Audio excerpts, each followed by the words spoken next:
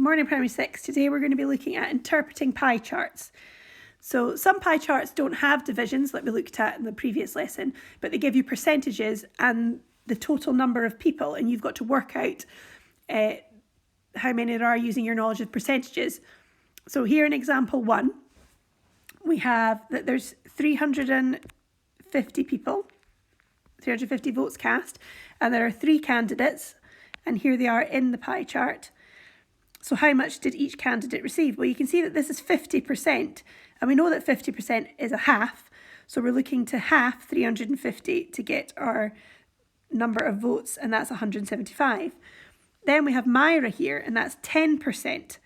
So 10%, you're looking to divide 350 divided by 10, and you'll get 35 votes. And here we've got Jerry, who's got 40%. So there's 2 ways of working this out. You could work out that we've got 10% is 35, so we times 35 by 4 to get 140. Or we could think about that we've already got 175 votes, we've got 35 votes, we could add those 2 together, subtract it from 350, and that would give us Jerry's total. Okay, now we're going to look at example 2. It says, draw a pie chart, show 200 runners taking part in a fun run. So it gives us all the information that we need, men, women, boys, girls. But first of all, we need to find the angle at the centre of each sector. So for the boys and girls, it's 20 out of 200. So 20 out of 200 is the same as a tenth. So there are 360 degrees in a circle all the way around. So we've got 360 divided by 10 is 36 degrees.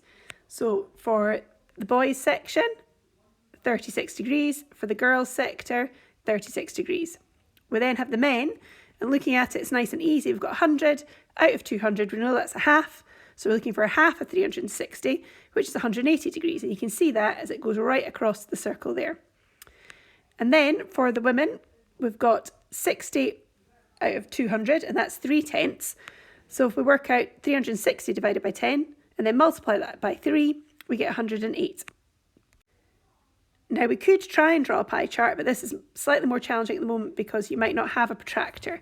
So if it says to draw the pie chart, you can leave that section out. Now on to your activity.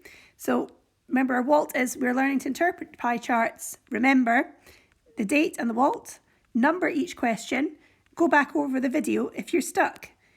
Here is the page that we're going to be doing, and that will also be available on Teams.